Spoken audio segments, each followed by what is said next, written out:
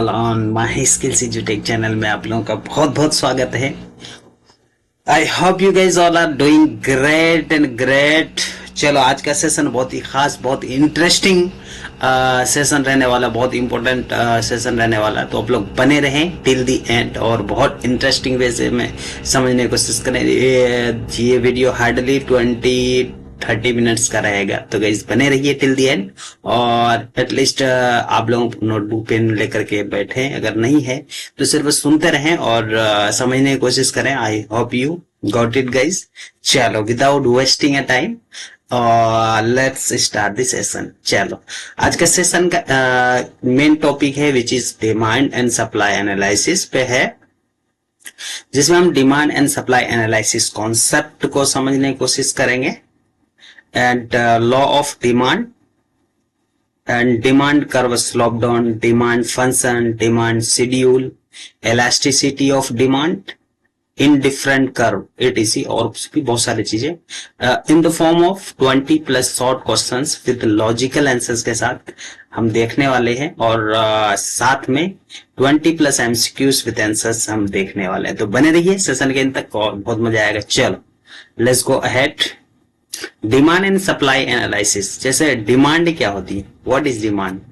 Demand means quantity of a product that consumer are willing and able to buy at the particular price during a given a period of time. Demand says कि कोई particular product है जो जिसमें consumer क्या करते हैं, willing to पे, able मतलब उसकी डिजायर होती है, एबल एंड विलिंग टू पे, दैट इज द थिंग। तो here is create a demand, that is thing. It means quantity of a product that consumer willing, मतलब consumer पे करने की क्षमता हो, willing and able to buy, that is the thing is known as demand. Example से समझते हैं, if the price of a mobile phone which is 10,000 and at the price of 55,000 people want to buy it, 5,000 people want to buy it, the demand is 5,000 units, that is the thing। मतलब जितने लोग उस चीज की चाहत करेंगे, wants करेंगे, that is nothing is called demand। Demand को इस क्रम में देखते हैं। Demand create in 3 form which is desired plus ability plus willing to pay. Desired nothing is wants, consumer या कस्टमर के जो वांट्स होती है, that is nothing is desire. Ability उसके सक्षम, मतलब वो पे करने के सक्षम है। और विलिंग टू पे, योग्यता है पे करने का, that is the thing. And these 3 things combined together create a demand, that is nothing is a demand। चल let's go ahead। What is demand? Demand is a quantity of product consumer are willing and able to buy at a given price, जो दिए हुए price and दिए हुए time पर, that is thing is known as demand। Demand जैसे smartphone, demand for smartphones increase during a festival discount. Festival discount में क्या होता है कि डिमांड मतलब प्राइस थोड़ी सी डिस्काउंट मिलती है, दैट इज डिमांड क्रिएट्स होता है, that is nothing is the law of demand। चलो वो देखेंगे, that is the thing is nothing is called demand। चलो let's go to the next question। what is the law of demand?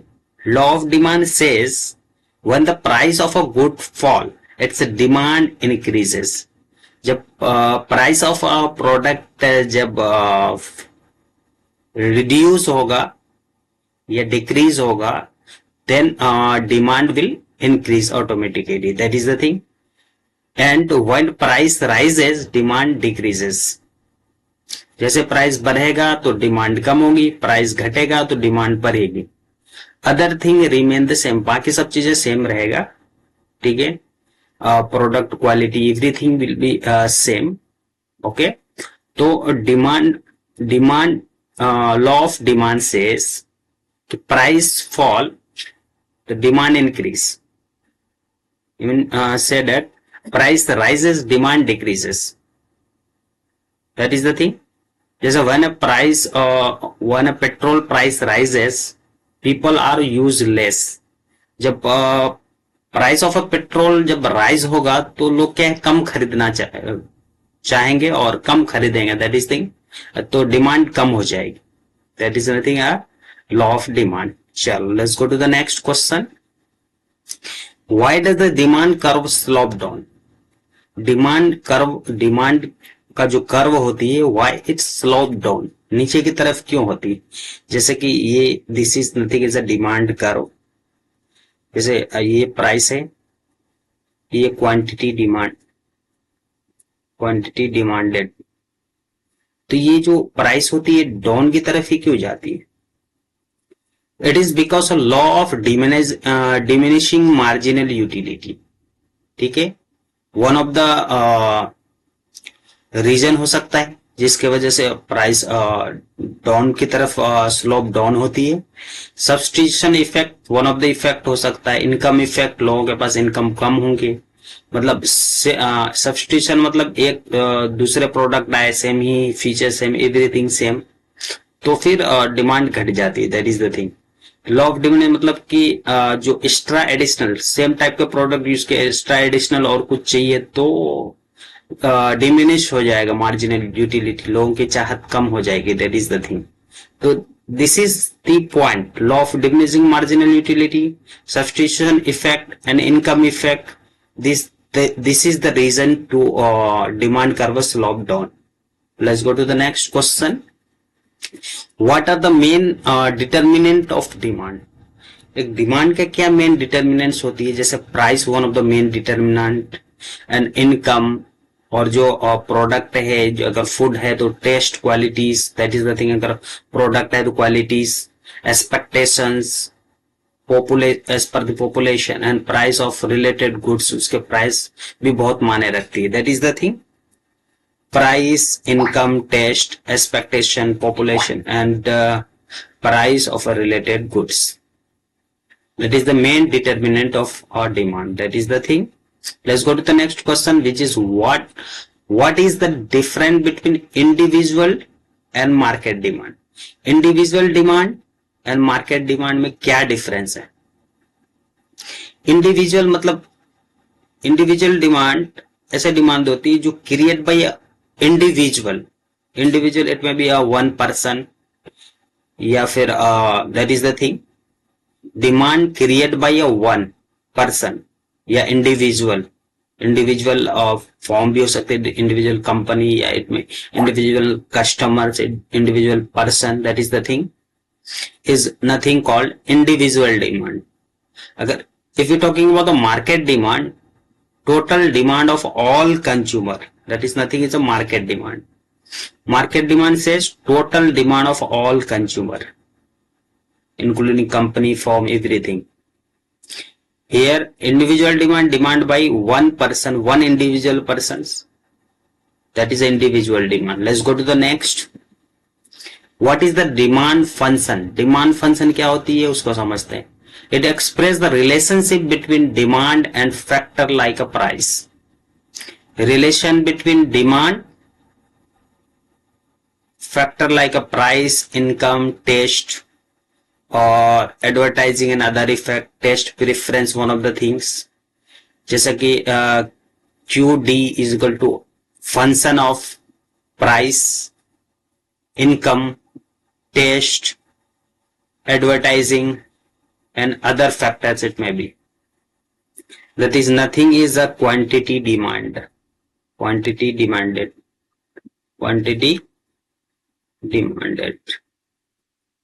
That is the thing, is the function of demand function. That is the thing. Let's go to the next question, which is demand. What is demand schedule? Demand schedule क्या होती है?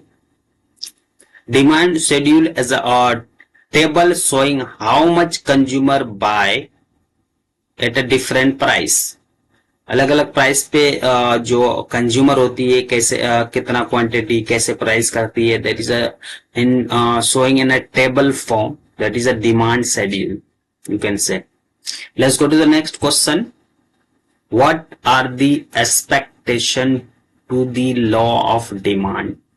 Law of demand का क्या expectation है? What are the expectation to the law of demand?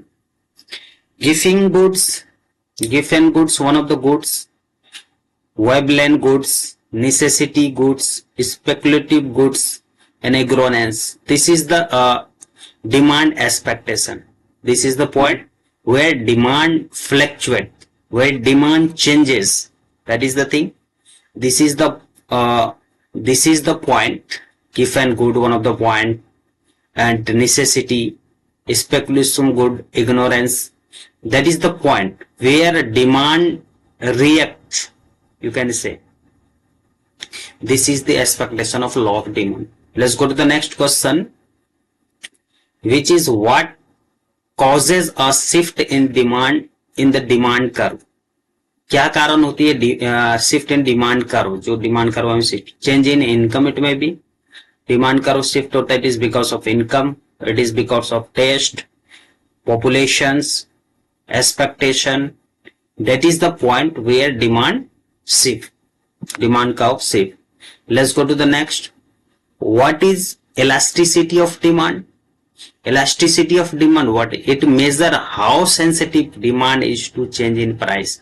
मतलब elasticity shows how it is sensitive, how we can change demand situations, how it is sensitive is to change in price, income, and other factor it may be.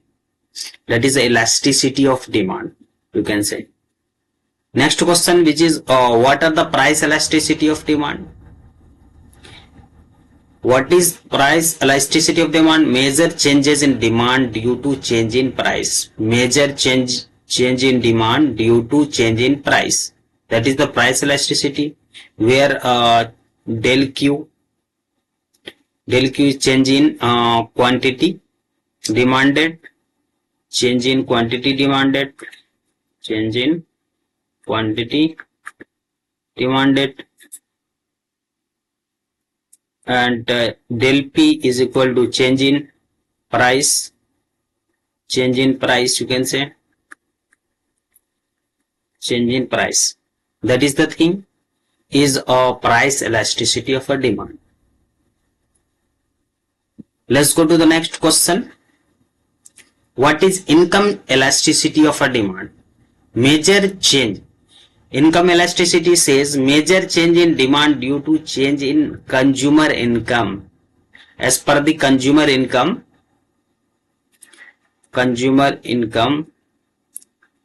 change in demand, change in quantity demand.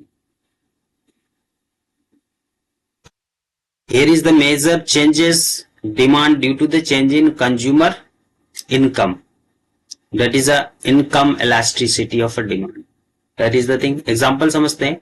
Demand for a luxury car rises with income. अगर luxury car की demand करता है, इसका मत in the sense कि इसका जो person है उसका इनकम ज्यादा होगा, इनकम बहुत ज्यादा होगा. दैट इज द थिंग कि he demand a luxury car. That is the thing. Let's go to the next question, which is what is cross elasticity of demand?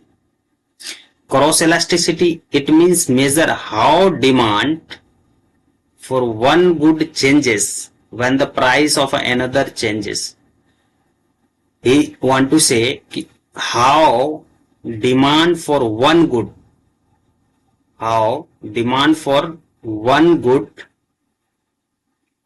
changes when the price of another changes. दूसरा क्या changes हो, that is the thing, is a cross elasticity of a change. That's इसको example समझने की कोशिश करता है. T और कॉफी सब्स्टिट्यूट टुगेदर.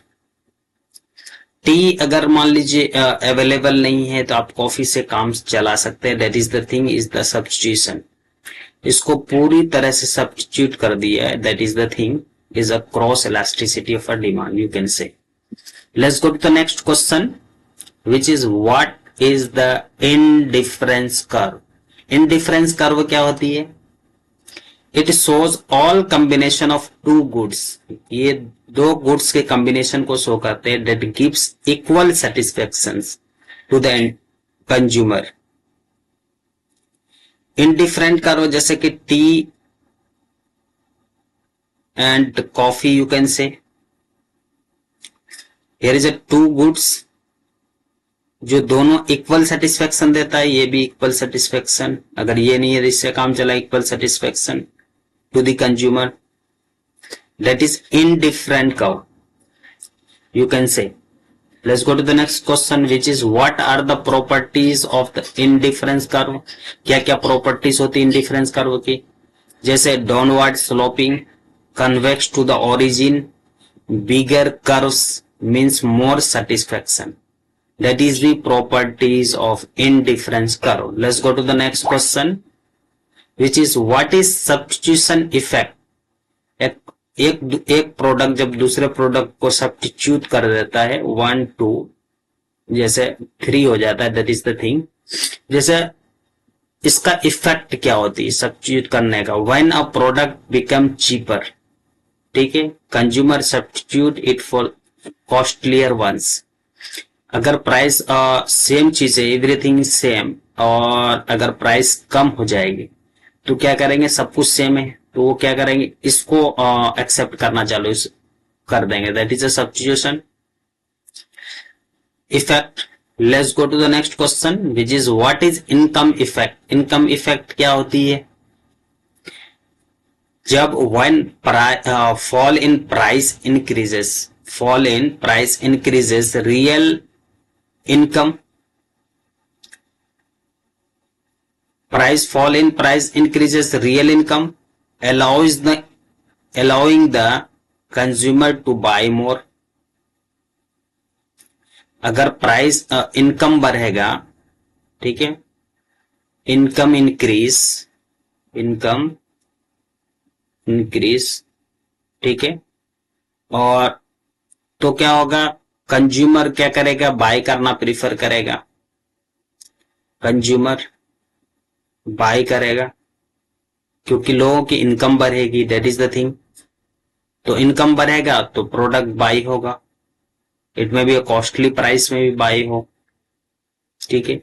अगर प्राइस इनकम नहीं बढ़ रहा है तो क्या होगा, कंज्यूमर कंज्यूम करना कम कर देगा, ठीक है, कंजप्शन कम हो जाएगी, consumption reduce. That is the income effect. Let's go to the next question.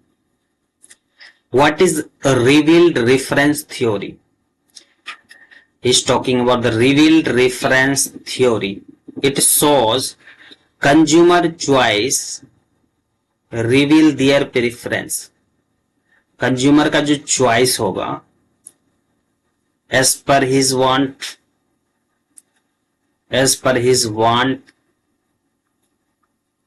wants and preference, that is the thing. Totally it means customer choice, you can say customer choice. That is the reveal preference theory. Which one is the first preference, you can say. Let's go to the next question. What is demand estimation? What is demand estimation? Demand estimation means measuring a current demand using data like a price and income. That is the demand estimation. Measuring current demand using data like a price and income. That is estimation. Let's go to the next question, which is what is demand forecasting? Demand forecasting क्या होती है उसको समझते हैं. Predicting future demand based on past trend and data to help in planning production and pricing. That is the demand forecasting. Let's go next.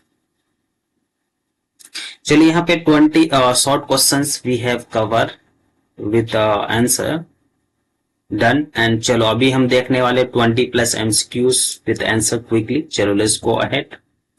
The law of demand shows or days relationship price and quantity demand. Price and quantity demand के बीच का जो relation है in law of demand में क्या कहता है, positive तो नहीं हो सकता, क्योंकि price increase quantity demand reduce. इसमें पॉजिटिव इफेक्ट तो है नहीं कि प्राइस भी बढ़ रहा है और डिमांड भी बढ़ रहा है, तो पॉजिटिव गलत होगा। निगेटिव हो सकता है, कांस्टेंट तो बिल्कुल नहीं हो सकता, न्यूट्रल भी नहीं हो सकता, तो negative will be right answer. Let's go to the next. Demand is equal to first of all desire of a consumer, desire plus ability plus willingness to pay, willing to pay you can say.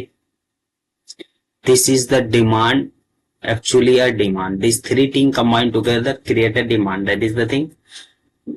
Desire, only desire तो गलत होगा, desire plus ability भी गलत होगा, desire plus ability plus willing, you can say option C will be right.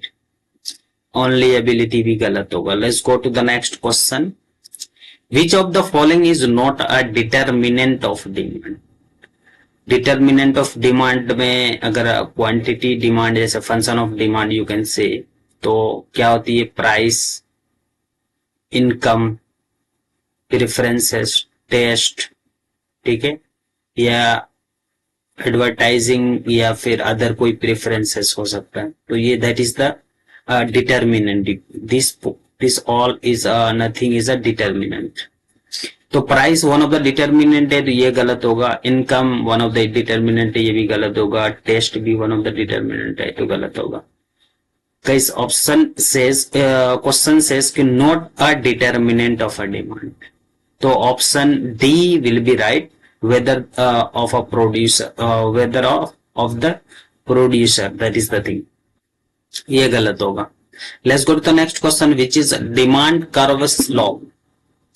Demand curve का जो slope होता है वो डाउनवर्ड होता है, that is the thing, price and demand. तो ये डाउनवर्ड होती है तो यू कैन से अपवर्ड तो गलत होगा, and downward will be right answer. Straight भी गलत होगा, सर्कुलर भी गलत होगा. Let's go to the next question. Given goods are those which, given good are those which, given good जैसे given good obey law of demand, given good one of the good जहां पे law of demand काम नहीं करता है. Given good में law doesn't work, law of demand, law of LAW, law of demand doesn't work, तो only ओबे law of demand तो गलत होगा. So direct relationship between price and demand, ये हो सकता है. और लग्जरी गलत होगा, फ्री गुड्स भी गलत होगा. So direct relationship price and demand you can say. Let's go to the next. A fall in income will decrease demand for, fall in income will decrease demand for inferior goods. inferior goods में ऐसा नहीं होता. Normal goods हो सकता है, normal goods हो सकता है. निसेसिटी गुड्स तो गलत होगा, इन फ्री गुड्स भी गलत होगा. नॉर्मल गुड्स यू कैन से in the case of fall in income will decrease the demand for. Let's go to the next question. Cross elasticity is positive for, cross elasticity positive कब होगा? जब price product substitute हो जाएगा, product substitute हो जाएगा, substitute. तो complementary goods तो नहीं होगा, ये गलत होगा. सब्स्टिट्यूशन गुड ये हो सकता है, अनरिलेटेड गुड तो गलत हो, इन्फेरियर गुड भी गलत होगा. Right answer will be substitution good. Let's go to the next question. Which of the following goods shows zero elasticity? Zero elasticity कौन से ऐसे गुड है जिसमें जीरो एलास्टिसिटी होता है, जिसमें कुछ फर्क नहीं पड़ेगा? दैट इज लग्जरी गुड्स में प्राइस चेंजेस होती रहती, तो ये नहीं हो सकता. नेसेसिटी गुड्स यू कैन से, necessity good will be right answer. Substitution good तो नहीं हो सकता, इन्फेरियर गुड्स भी नहीं, दैट इज द थिंग. जहां पे इलास्टिसिटी जीरो होती, नेसेसिटी को भी। चलो let's go to the next question. Indifferent curve also और डाउनवर्ड ही होती है इनडिफरेंट कर्व। तो डाउनवर्ड स्लोपिंग, अपवर्ड स्लोपिंग तो गलत होगा, वर्टिकल भी गलत, हॉरिजॉन्टल। तो downward sloping will be right answer. Let's go to the next question which is indifferent curve are convex to origin due to law of diminishing marginal return, marginal utility होगा, that is the thing. Constant utility तो गलत होगा, increasing return with law of diminishing marginal utility is the right answer in case of indifferent curve are convex due to origin. Let's go to the next question which is law of demand assume. Law of demand क्या assume करता? Price constant हो? नहीं। Income constant, test changing नहीं हो सकता, all other thing. Income constant you can से, it will be right answer. Law of demand assume. In case of law of demand assume. Let's go to the next question. Substitution effect causes upward shift? No. More of a cheaper goods. Substitution effect causes more of a cheaper good. ये हो सकता है। Less of cheaper good. Less तो नहीं होगा, गलत होगा। तो more of a cheaper goods will be right answer. Let's go to the next question. Revealed preference theory was proposed by Ismailson is the name. Option C. Keynes तो गलत होगा, Hicks भी गलत होगा, Samuelson will be right answer. तो ये गलत होगा। Let's go to the next question. The demand forecasting helps in pricing. Demand forecasting helps in pricing. Demand forecast करना, प्राइसिंग उसमें तो प्राइसिंग हो सकता है। प्रोडक्शन प्लानिंग भी, budgeting. This three is the right. तो all of the above is the right answer. Option D will be right. Let's go to the next. Which method of forecasting uses expert opinion? I hope Delphi method, जहां पे expert opinion से suggest लिया जाता है, expert judgement मिलती। तो trend rejections गलत होगा, क्योंकि पास्ट एक्सपीरियंस के बेस पे होता है। That is the Dolphy method, right. Regression तो गलत होगा। मार्केट एक्सपेरिमेंट ये तो बिल्कुल ही नहीं होगा। तो Dolphy method one of the method जहां पे एक्सपर्ट जजमेंट होती है, एक्सपर्ट के बिहाफ पर डिसीजन लेते, that is the thing. Let's go to the next question. The law of demand holds true when? कब holds law of demand holds true? When income changes. Income change होगा तो ये नहीं हो सकता। प्राइस चेंज हो सकता है। टेस्ट चेंजेस नहीं, पॉपुलेशन चेंजेस से फर्क नहीं पड़ता। तो right answer is a price change. Let's go to the next question. If the demand for petrol is inelastic, an increase in price will be. If the demand for petrol is inelastic and an increase in price will be, तो क्या होगा? Revenue बढ़ेगा, increase total revenue. तो increase total revenue will be right answer. Decrease total तो गलत होगा, no effect, and decrease quantity only. तो increase total revenue in case of petrol is inelastic, increase in price will be, that is the thing. Let's go to the next. For complementary goods cross elasticity is. Complementary good में cross elasticity negative होगा, तो positive गलत होगा, negative will be right, zero गलत होगा, infinitive गलत होगा। Let's go to the next. Demand estimation is useful for. Demand estimation तो पास्ट एनालिसिस के बेस पे एस्टिमेट करते हैं? नहीं, करंट डिसीजन हो सकता है, फ्यूचर फोरकास्टिंग के लिए current decision will be right answer. Let's go to the next. Elasticity less than 1 means, elasticity less than 1, it means inelastic,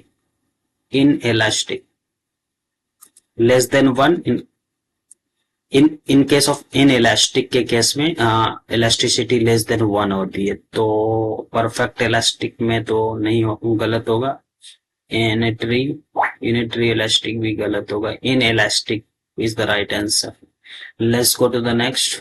चल, आज का सेशन यहाँ पे खत्म होता है गाइज, और हमने already we have cover unit 1 basic concept and principles of economics cover किया हुआ है इसी चैनल में। तो आप लोग गाइज नहीं देखा है तो प्लीज जाके एक बार देखें। एंड आज भी कवर किया डिमांड एंड सप्लाई एनालिसिस। तो नेक्स्ट हम कवर करेंगे प्रोडक्शन एंड कॉस्ट एनालिसिस, फिर हम market structure and national income. तो चलो आज का सेशन यहाँ पे खत्म करते हैं। वन मोर थिंग गाइज, आप लोग वीडियोस देखते हैं और सब्सक्राइब नहीं करते और लाइक नहीं करते, कमेंट तो बिल्कुल नहीं कर रहे, तो please do it for 1 click, उससे हमारा मोटिवेशन बढ़ता है गाइज, और दैट इज द थिंग। तो चलो फिर मिलते हैं नए वीडियो के साथ, जब तक के लिए जय हिंद, जय भारत।